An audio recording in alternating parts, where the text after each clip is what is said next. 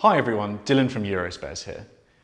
Today we're going to sit down with the youngest British Formula One race entrant in history, Ollie Bearman.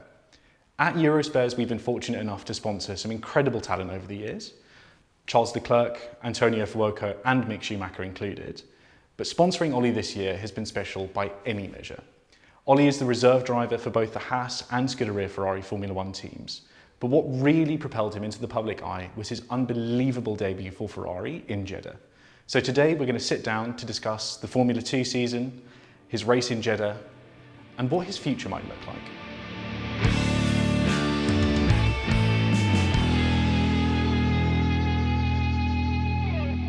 I wanted to start off by talking about your Formula 2 season so far. I mean, there's been some highs, there's been some lows, but I think the thing that I've noticed is that the way you've conducted yourself has been so calm and collected, but what has it been like behind the wheel the whole way through the season?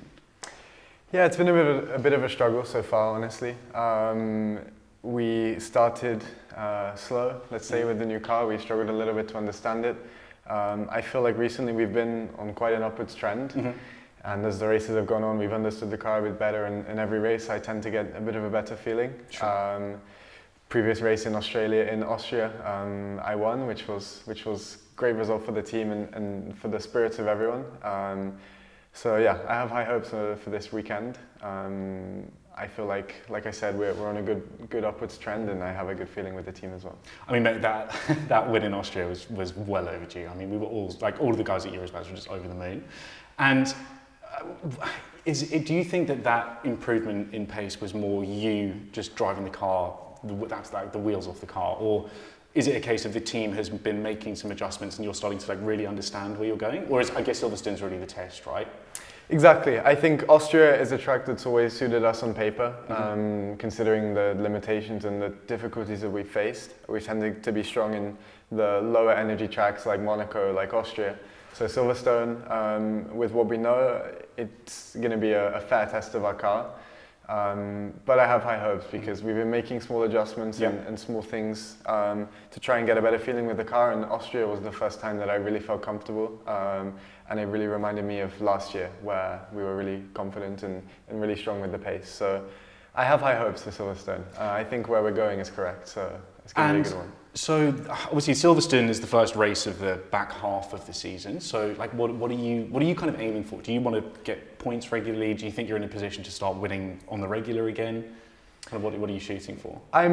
First of all, I'm shooting for good qualifying performances. I think that's something that we can do regardless, and that's something that even at the start of the season had been the case. I've been on the front row twice in this part of the year, so I think we're on a good trend in qualifying. Race pace has been a bit more difficult, but Austria showed that when we get it right, we can be up there and we can be fighting for podiums, for victories.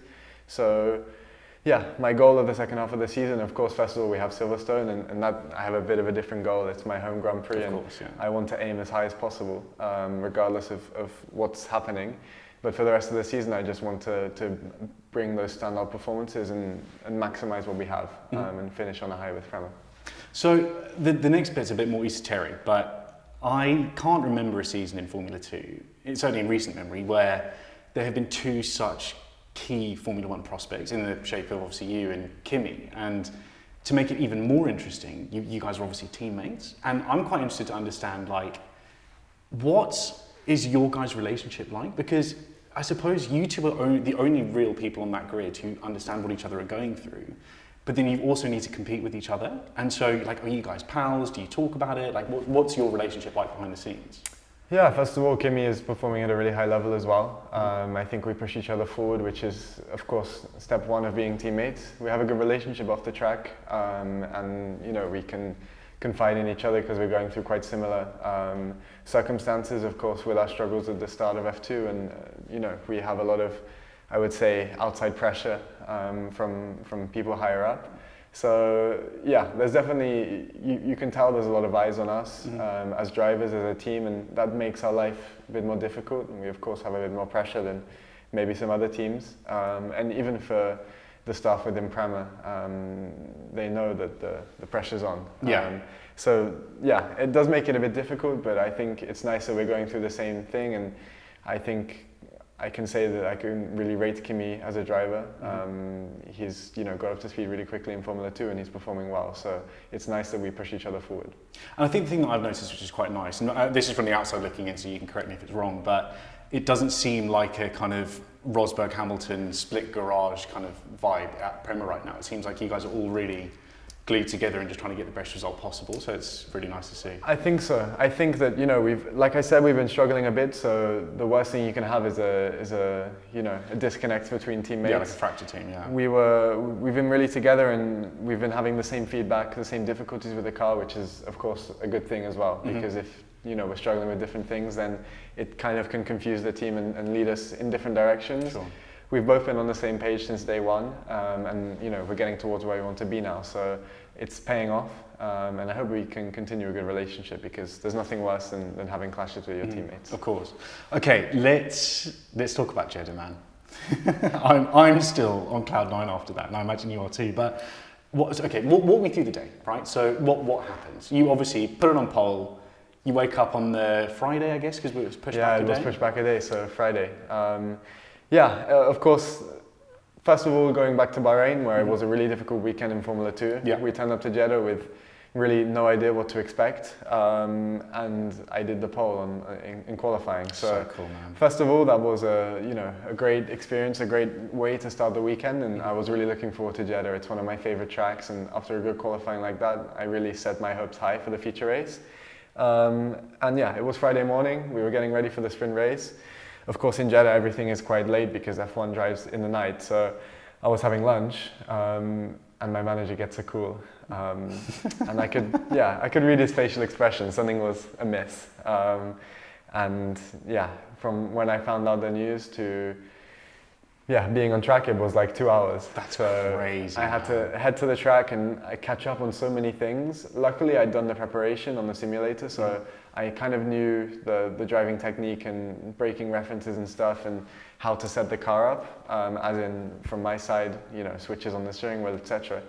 But of course, there's so many more things going into an F1 weekend compared to F2. And it was such a busy day and a busy weekend in general. I didn't really have time to enjoy it. Yeah. I was just learning, taking stuff on, and it was a mental challenge as well as a physical one. I guess what was difficult was that obviously Carlos had driven FP1 and 2, was that right? So you literally only had one practice session to get up to speed. And it's not even like it was Silverstone, right? You've got loads of runoff and stuff. This is Jeddah where it's that wide, and if you go that far outside, you're done. That's the margin for error, exactly. And the thing is, I inherited his setup and the way he finished in FP2 with the car, so I also didn't really get enough time to, check what I wanted from the car and what I didn't like from the car, and after free practice 3, you change very minor things before qualifying. Sure. You can't turn the car upside down. So I was just driving what I was given, basically. The steering wheel was not the steering wheel that I use normally on the simulator with Ferrari, so I had to learn that on the fly as well. But is Carlos's wheel slightly different to the wheel that you drive? Exactly. I use, in general, I use Charles's wheel, and it's few differences in button placement. For example, the DRS and the brake balance is switched between steering wheels. Okay, fine. So a lot of times when I wanted to open the DRS, I was changing the brake balance, which is just the difference between steering wheels. But I got there in the end. Good, man. And so what was the bit you were most nervous about? Like, was there any particular part of the race? Was it the start? Was it the pits? Like, what was the? I think. So if we talk about the full weekend, of course, qualifying is the most nerve-wracking part because that's where you put the car on the limit and that's where mistakes are most likely to happen. I was a bit disappointed that I didn't make it to Q3, honestly, but I drove the car within the limits and I didn't make any big mistakes to risk, crashing the car. Of course, that's not an option. So that was my most nervous point. I remember starting the quali lap with that feeling in your stomach of nerves. But the second you hit the brakes for turn 1, that's gone anyway, and you're focused on the lap. But then, the race, of course, I was really nervous about getting it off the line. I did only 2 practice starts before the race, which is really tough, and the procedure-wise, it's quite complex compared to F2. So I imagine there's a bunch of steps to get the car geared up for the start, right? Exactly, and the start procedure is quite hard to replicate because it was Carlos's procedure, and like, you know, we have different sized hands and, different gloves and whatever, so it's not really made for me. So that made my life a bit tough. So you must have breathed a huge sigh of relief when the car started moving. When I made it off the line without going into anti-stall or, you know, without getting passed by 5 guys, I was pretty happy. And, you know, I just wanted to keep my nose clean because I knew that basically every lap I was doing in the race, it was almost doubling my experience in the early laps. So I just wanted to, first of all, not let myself get trampled over and let people past. I didn't lose any positions on lap 1, so that was good. But I just wanted to get into the race and find some rhythm. And once I did that, I wasn't nervous at all. I was in my element. That's wicked, man. You made some mean overtakes as well. Which one do you think was the one that you were most like happy with? I was happy with the one on Yuki. That was a great one. It was a cool one on the restart, and you know that was my first time on the hard tires, which you know all the tire compounds have a slightly different behavior. So that was also like the first time hitting the brakes on the hard tires. Well, that was your first time ever running hards in that car? Yeah, exactly. So I'd only run a medium and a soft in FP3, and of course only softs in qualifying. So yeah, first time on the hard, and I went for it. I had to take a bit of risk there, but it was worth it. You pulled it off, man. Now, I heard an interesting story, and you can confirm whether this is true or not, but I heard through the grapevine that Lando DM'd you when it sort of got announced that you were racing. Is that correct? He texted me after qualifying, okay, because I just missed out on Q3 by like, you know, milliseconds. And, you know, it was a great experience that I, you know, did the qualifying without making any mistakes and stuff, but I was gutted that I didn't get to Q3 by that much. And he was just like, you know, don't worry, it happens. It's normal, and you know, giving me a bit of confidence for the race, which was nice. That's awesome, man. And didn't Sebastian Vettel also? Yeah, that was my happiest, because I'm a huge fan of Seb. Yeah.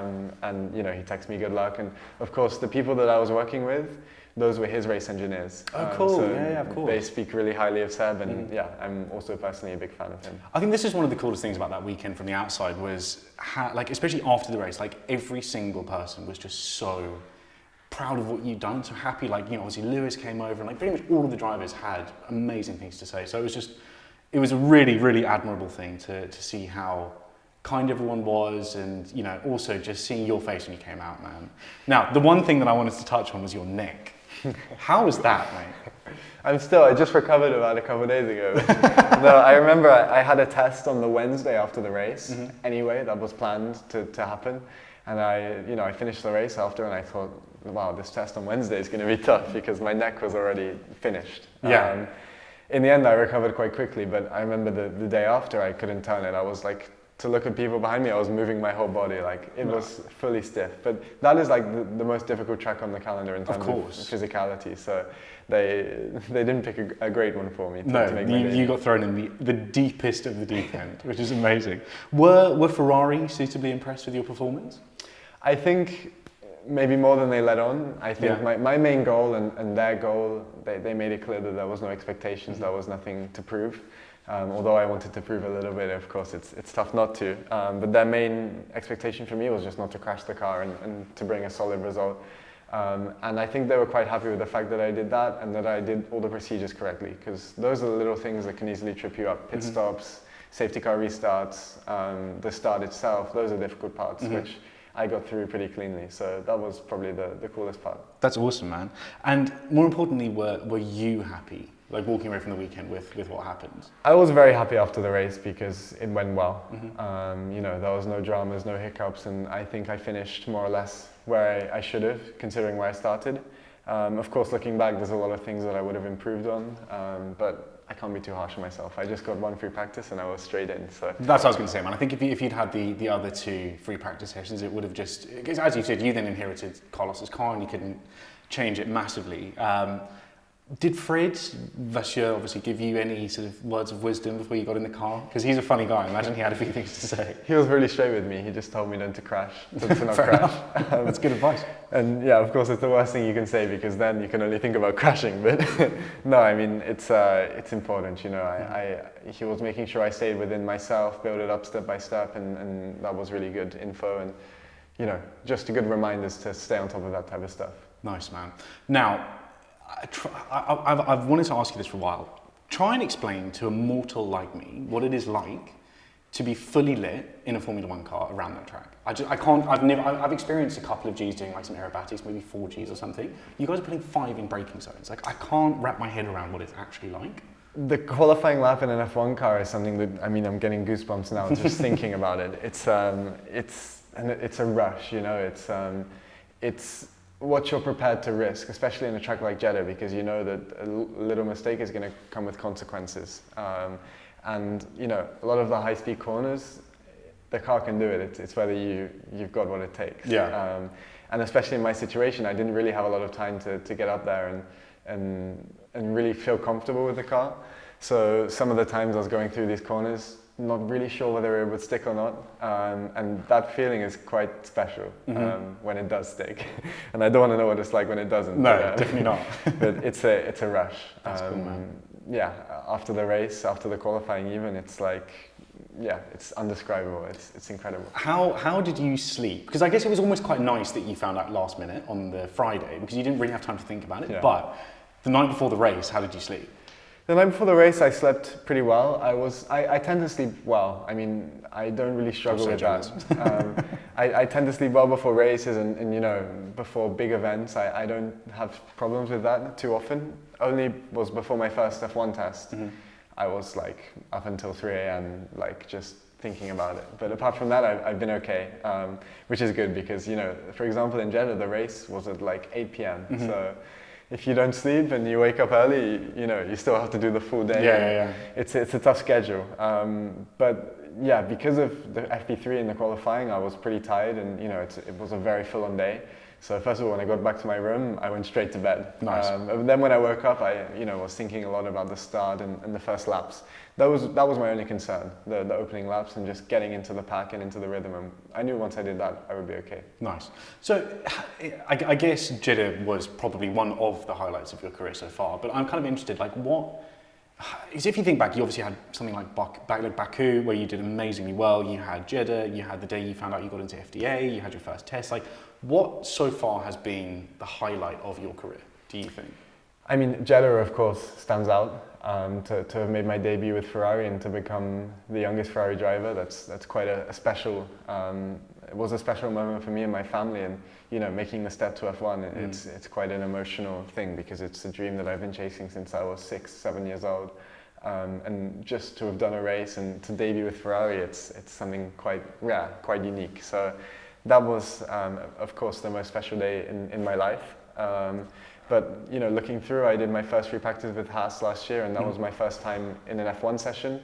Before that, I had my first test in F1, which was, of course, a very special experience as well because I got to do that with Ferrari. But then before that, I made history in F2. I won 2. I did a clean sweep of a weekend. I was fastest in every session, which was quite something. You know, I mean, no one's done it. So yeah. I've had a lot of highs in my career, and you know, I'm quite happy to say that the Jeddah is my best day in my career, in my life, but hopefully there's some better ones to come. That's awesome, man. So you've still got how many free practice sessions left? 4? 3 more. 3 more, and obviously this weekend 4, being one of them. in fact. 4, yeah. including Silverstone. Yeah. What kind of things are Haas getting you to do when you are doing the FPs? Are you doing high fuel runs? Like what kind of metrics are you kind of trying to hit for them? I think the first thing is that they are treating me like I was racing for them, so I tend to cover the same program as the other car. Sometimes there's some, you know, if they're bringing up an upgrade package, sometimes there's some differences between the cars, but the first thing is that the cars are usually very similar, so you get a really fair comparison of how you stand compared to the other driver.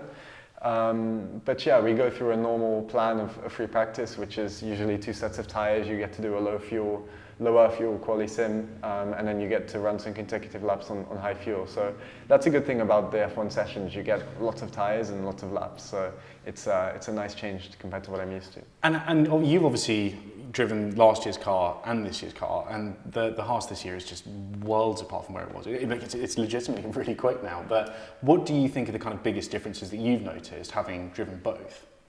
I think the first thing is that F1 is so close nowadays that anyone can be in Q3. I think if they get the weekend together and if they get the lap together, and you know, this weekend in Austria, Haas had a double points finish, which is a fantastic It's result. amazing. And they're really on an upwards trend at the moment, so it's great news for them. And I feel it a bit driving the car as well. You know, I would say, you know, year on year the cars get more downforce and they get a bit more nimble and everything like that, because, you know, the teams get to extract a bit more downforce every year. That comes for free and stuff like that. But I would say characteristically the car is quite similar. It's just that it's a bit more predictable. I think it's the predictability that makes a difference in F1. When you can trust the car in the fast corners, you make less mistakes and you slide around less and you degrade the tyres less. So that's been a big step from last year.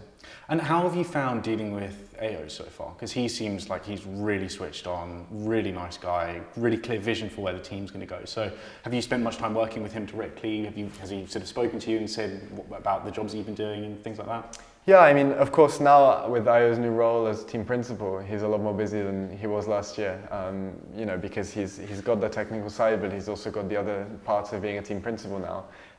So he's a lot more busy over the weekend, and you know, he finds a bit less time to chat. But I think the trajectory of the team is really thanks to him. He's really brought a great level of motivation to the team, which I've seen since Bahrain. Just arriving there and seeing how, you know, the drive and the hunger of everyone. And I really feel like it comes from Ayo. And the way he works, he's very logical and very technical, and I'm a big fan of that approach. And I like the way we get along well, and he's a good advocate for me. Awesome, man. And have you met Gene? Yes, How's he? I met Gene in Red Bull Ring. He's a great guy. Nice. He has a lot of technical knowledge, which is really important. Wow, that's cool. So he was teaching me a few things about specific parts of cars and stuff, which I need to learn if I ever want to race in F1. And you know, he's got a lot of really interesting stories. So okay, and that's an interesting kind of segue into the sort of last little bit, which is, what are your goals for the rest of your career? You know, obviously F1 being the kind of main next step, but say you got in, are you somebody that wants to be fighting for World Drivers' Championships immediately? Do you want to go after the big records? Do you want to do a couple of years and then try something else? Like, what's your kind of aim? Well, at the moment, I'm really hungry to have a long future in F1. Of course, that involves World Championships. I wouldn't be waking up in the morning if I didn't want to be the best driver in the world. And I feel like that's what motivates me, and that's what pushes me forward. I want to fight Max or whoever's winning at the time for the title, for race wins and everything like that. But of course, that's my long-term goal. In the short term, of course, I want to get to F1. I want to, you know, build a foundation and learn and take it step by step without rushing. I have age on my side. I'm still pretty young, so I'm not in a rush for any of that to happen. I just want to take it step by step and see where we end up. And there's a lot of talk around your next steps, and I know that me and pretty much every single other person on this particular sort of island that we're on right now wants you to get in. I'm really, really hoping that there's good news for you in the future, but thank you so much for your time. I'm really, really grateful, and I will be keeping a keen eye out for this weekend in case there's any good news. Yeah, no, I mean, Silverstone is always a great race, and I get to do free practice as well. So I'm really looking forward to that. It's going to be a busy weekend for sure, especially with the home crowd. I feel like every year it gets exponentially bigger for me as I become a bit more well-known, and especially after racing in Jeddah, it's even bigger. So yeah, it's going to be a fantastic weekend. I can't wait for it. Awesome, man. Dude, thank you so much. Thank you very much. Catch you soon, bro. Appreciate it.